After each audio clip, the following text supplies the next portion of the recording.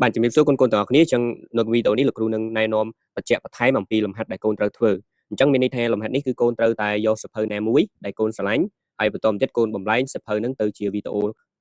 រឿងនិទានបាទអញ្ចឹងឧទាហរណ៍ថាលោកគ្រូស្រឡាញ់នៅសៀវភៅរឿងគ្រូឆោតសឹកខលអញ្ចឹងបន្តមកទៀតគឺនេះជាលទ្ធផលអញ្ចឹងយើងអាចមើលបន្តិចស្រួលលោកគ្រូក៏ចុះមករែកវិញម្ដងហើយឲ្យសិស្សជិះដំរី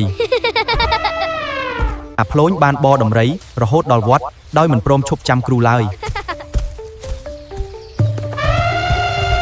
លោកគ្រូបានសែងអំបិលដ៏ធ្ងន់ដូចអូខេអញ្ចឹងលោកគ្រូសូមបង្ហាញតែប៉ុណ្ណឹងហើយកូនអាចមើលបន្ថែមខ្លួនឯងបាននៅក្នុង Telegram group របស់យើងអញ្ចឹងអ្វីដែលកូនត្រូវផលិតអញ្ចឹងដំបូងគឺចំពោះ prompt គឺលោកគ្រូបានដាក់ឲ្យនៅទីនេះអញ្ចឹងកូនគាត់ទៅចុចទៅលើហ្នឹងអញ្ចឹងវានឹងនាំទៅកាន់ prompt របស់យើងអញ្ចឹងរបៀបសួរគឺកូនសួរ Gemini គឺ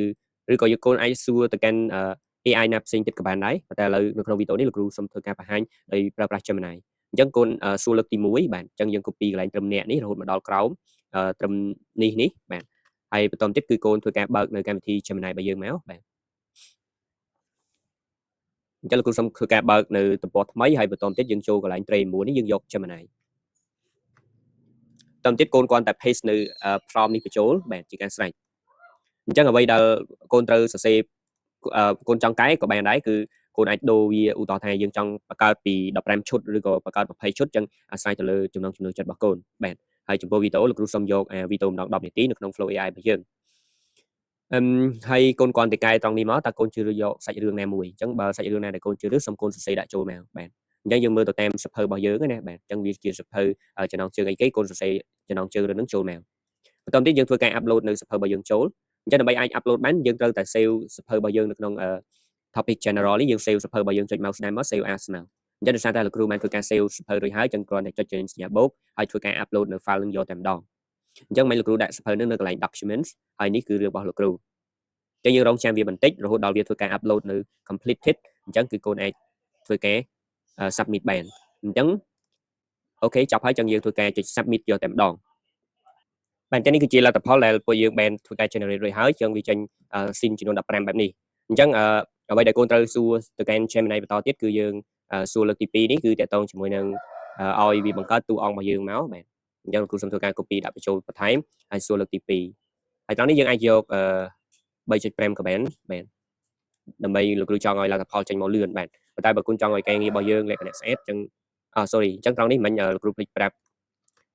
ចុចយកកន្លែងសញ្ញាបូកនេះហើយយើងយក create image ណាហើយយើងចុចសិនម្ដងទៀតបាទដោយសារយើងភ្លេចយក image អញ្ចឹងវាអត់បានបង្កើត image ឲ្យយើង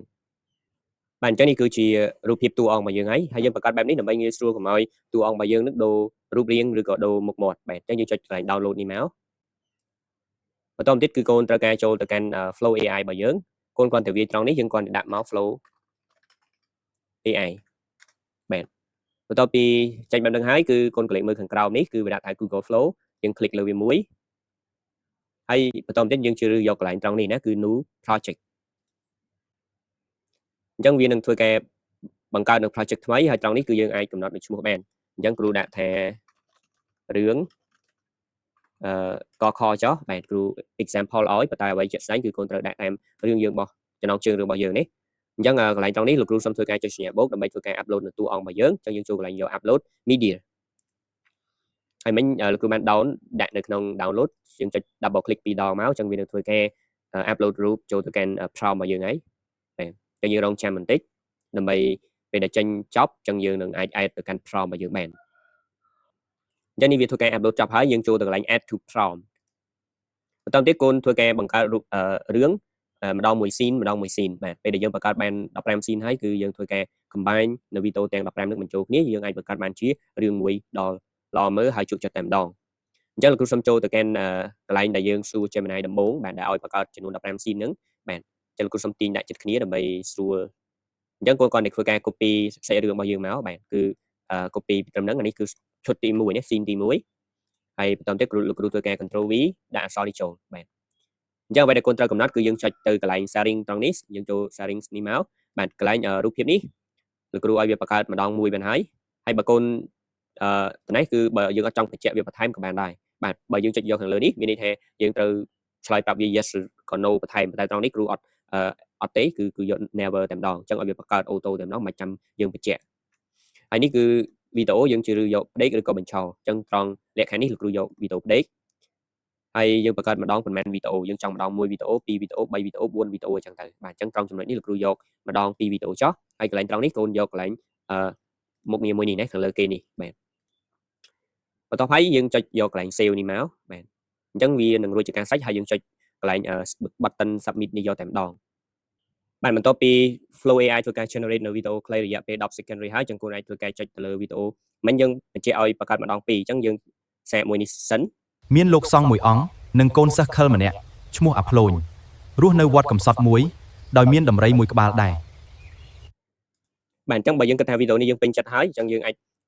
លុបវីដេអូនេះក៏បានដែរបាទដោយសារយើងយកតែមួយមកមិនយកច្រើនទេណាបាទអានេះគ្រូលុបចោលចោះហើយវីដេអូមួយនេះគ្រូលុបចោលដែរ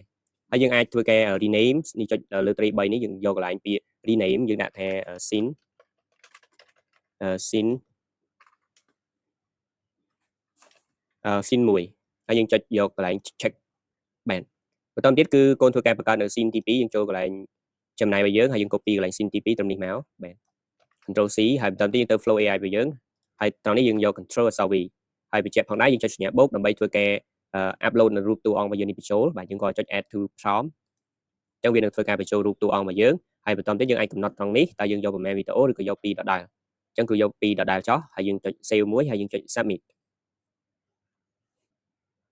អញ្ចឹងនេះគឺជាលទ្ធផលដែលយើងធ្វើការ generate មែនគឺមានរូបភាពមួយហើយនិងវីដេអូចំនួន2ឥឡូវយើងអាចធ្វើការចុច snap បាទ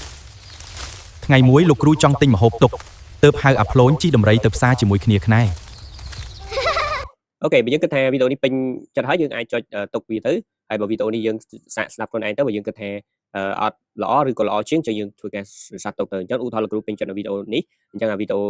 នេះគឺលោកគ្រូធ្វើការលុបវាចោលហើយអារូបភាពនេះលោកគ្រូអត់ប្រើទេអញ្ចឹងលោកគ្រូធ្វើការលុបវាចោលដែរបាទអញ្ចឹងយើងបានចំនួន2 scene ហើយនេះ scene ទី1ហើយនេះ scene ទី2អញ្ចឹងយើងក៏ពេច rename វាផងដើម្បីស្រួលបាទអូ sorry មិនលោកគ្រូច្រឡំលុបដែរណាបាទអញ្ចឹងយើងចូលកន្លែង trash ហើយយើងចូលទៅកន្លែង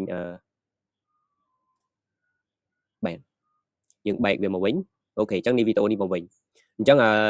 យើង rename វាយើងដាក់មក scene ទីអូខេ scene ទី2នេះបាទហើយយើងចុច check មួយមកបាទអញ្ចឹងសូមកូនធ្វើចំពោះ scene 3រហូតដល់15យើងធ្វើដោយខ្លួនឯងតាមលំនាំតែមួយទេហើយបន្តទៀតយើងធ្វើការផ្គុំនៅវីដេអូនេះអញ្ចឹងដើម្បីផ្គុំនៅវីដេអូនេះចឹងលោកគ្រូធ្វើការចុចទៅលើ scene ទី1បាទមានលោកសង្ឃមួយអង្គ បាទដើម្បីយើងអាចផ្គុំយក scene ទី2មកបានយើងចុចកន្លែងសញ្ញាបូកបាទហើយយើងយកកន្លែង add clip បាទយើង add clip មកហើយវាសួរយើងហើយយើងចង់យក clip មួយណាអញ្ចឹងយើងមើលឈ្មោះរបស់យើងមិញគឺ scene ទីscene ទី2អញ្ចឹងយើងចុចទៅលើ scene ទី2នេះមកបាទអញ្ចឹងយើងរងចាំវាបន្តិចវានឹងធ្វើការ add នៅ clip នៅ scene ទី2របស់យើងចូលទៅក្នុងវីដេអូនេះបាទអញ្ចឹងយើងធ្វើការ add តាមលំដាប់លំដោយនៃ scene របស់យើងរហូតទៅដល់បានមួយរឿងពេញតែម្ដងហើយមានលោកសង្ឃមួយអង្គនិងកូនសិស្សខិលម្នាក់ឈ្មោះអាផ្លូញរស់នៅវត្តកំសត់មួយដោយមានដំរីមួយក្បាលដែរថ្ងៃមួយលោកគ្រូចង់ទិញម្ហូបទុកទើបហៅអាផ្លូញជិះដំរីទៅផ្សារជាមួយគ្នាខ្នែបាទអញ្ចឹងបន្ទាប់ពីកូនធ្វើការផ្គុំ scene ទាំង15នឹងរួចហើយអញ្ចឹងសូមចុចលើកន្លែង download នេះដើម្បីធ្វើការផ្ញើនៅ project មួយនេះចូលទៅកាន់ Telegram group របស់យើងបាទអញ្ចឹងនៅក្នុងវីដេអូនេះលោកគ្រូមានតែប៉ុណ្ណឹងបើសិនជាកូនមានចម្ងល់អីផ្សេងៗអាច chat ចូលទៅក្នុង group របស់យើងបានអញ្ចឹងសូមអរគុណសូមជម្រាបលា